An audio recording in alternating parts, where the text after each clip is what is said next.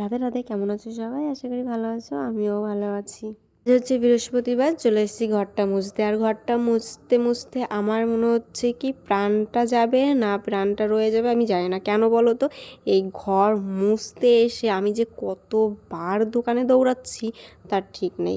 কেন বলো তো? এদিকে মা কাজ করছে, এবার তারপর আমি ঘরে রয়েছি যেহেতু বারবার আমাকেই দোকানে যেতে হচ্ছে।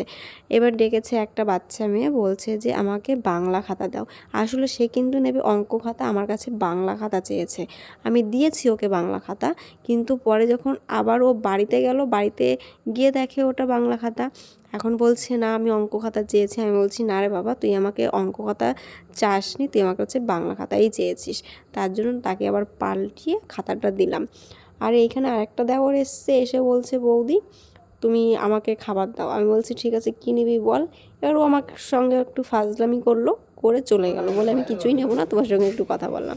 আমি বলছি ঠিক আছে, বাঁচা গেল, ক্যামেরার সামনে মুখটা দেখালো না। তো তারপরে ও চলে গেল। এখন যাওয়ার পরে আমি আমার কাজ শুরু করলাম। এই যে আবার শুরু হয়ে গেছে আমার কাজ, মোছামুছি। আর তো জানো এই জিনিসপত্র যত থাকে ততই নোংরা আবর্জনা বেশিই হয়, সেটাকে পরিষ্কার করতে করতে সময়টা অনেকই বেশি লেগে যায়। যারা কাজ করো বাড়িতে তারাই একমাত্র জানো। আর ছেলেরা তো শুধু বলতেই থাকবে তোমরা সারাদিন বাড়িতে কি করো, কাজ করো না অন্য কিছু করো, এটা তো বলতেই থাকবে। আসলে তারা ঘরের কাজ করে না, তো তার জন্য বোঝে না যে ঘরের মধ্যে কত কাজ আছে। ভর্তি হন 1 2 3। কেউ পড়তে হবে না, তোর পড়াশোনায় সবাই দৌড়াবে। যে পড়া পড়িস তুই, চেয়ারের উপরে ঠ্যাং একটা দিয়ে, আহা কি সুন্দর পড়া। বিদ্যাসাগরের নাতি। বিদ্যাসাগরের নাতি তুমি, নালে তুমি আর আসলে এরকম বই করতে না। কে আছে দাশু?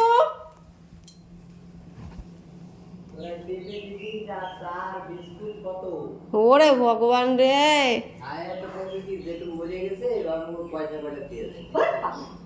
কি কথাবার্তা জেঠুর! একটু চা বানিয়ে খাওয়াইছি, তাও জেঠু হার পেঁপের দাম দিতে আইছে।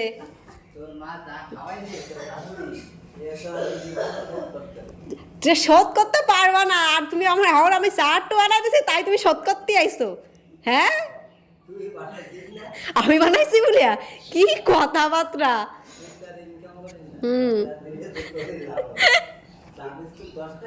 চা বিস্কুট 10 টাকা। আজকে হচ্ছে বৃহস্পতিবার, নিচে ঘর মুছে তারপরে এসেছি উপরে সিঁড়িতে আমি এখন আমার এই দরজাটা মুছবো।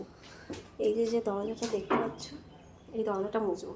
তো এই দরজাটা আমি অনেক দিন মুছি না, এটা সত্যি কথা যে আমি অনেক দিন মুছি না। মুছলে হয়তো তোমরা দেখতে পারতে, কিন্তু আমি অনেক দিন মুছি না। এখন এটাকে আমার মুছতে হবে। তো একটা কথা কি বলতো, শ্বশুরবাড়িতে সারাদিন কাজ করে সে যেই হোক না কেন, সারাদিন কাজ করবে, কোনোদিন কিন্তু শ্বশুরবাড়িতে নাম পাবে না, কোনোদিন না।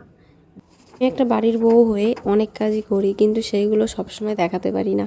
এই যে কাজগুলো, এই কাজগুলো কিন্তু আমাকেই করতে হয়, পরিষ্কার করে রাখতে হয়। আমার ঘরের জানলা, দরজা, গ্রিল, পাল্লা যা যা আছে সব কিছু আমাকেই করতে হয়। অথচ আবার সব রান্নাবান্নাও করতে হয়। হ্যাঁ, আমার শাশুড়িমা আমাকে প্রচুর পরিমাণে হেল্প করে, আমি মিথ্যা কথা বলবো না। কারণ আমার শাশুড়িমা দোকানে বসে আমাকে সবজি কেটে দেয়। যদি আমার রান্না করতে আসতে দেরি হয় তাহলে উনি রান্নাটা বসিয়ে দেয়, আমি স্নান করে তারপরে আসি রান্না করতে। কারণ এখন শীতকাল, আমি যদি সকাল সকাল স্নানটা না করি তাহলে আমার ভাই এই 2টো 1টা 1:30 বেজে গেলে তখন আর স্নান করতে ইচ্ছা করে না। তার জন্য আমি আগে স্নানটা করে নিই। তারপরে দেখো একবার আমি এইখানে সিঁড়িটাও মুছে নিলাম, কারণ কি বলতো আবার পরে একদিন আসবো মুছতে, তার জন্য। তাই ভাবলাম যে সিঁড়িটা একবারে মুছে নিই। তো সিঁড়িটা এখন এই যে মুছে নিচ্ছি, তারপরে আমি আবার যাবো রান্না করতে। এই যে স্নান টান করে রেডি হয়ে চলে এসেছি রান্না করতে, রান্নাটাও হয়ে গেছে। আর আমি এখন এইগুলোকে মুছে নিচ্ছি ভালো করে, যেটা রান্নার শেষে করতে হয়। মুছে সব কিছু পরিষ্কার করে রাখতে হয়, যেহেতু এটা একটা রান্নাঘর, রান্নাঘরকে সবসময়ই যত্নে রাখতে হয়। তো চলো আজকের ভিডিওটা এই পর্যন্তই, আর ভিডিওটা বড় করছি না। ভিডিওটা যদি ভালো লাগে লাইক কমেন্ট শেয়ার সাবস্ক্রাইব করে দিও, আর যারা ফেসবুক থেকে দেখছো তারা ফলো করে নিও। আর নেক্সট ভিডিওর জন্য অপেক্ষা করো, আর কমেন্টে অবশ্যই জানিও যে আমার ভিডিও তোমাদের কেমন লাগে।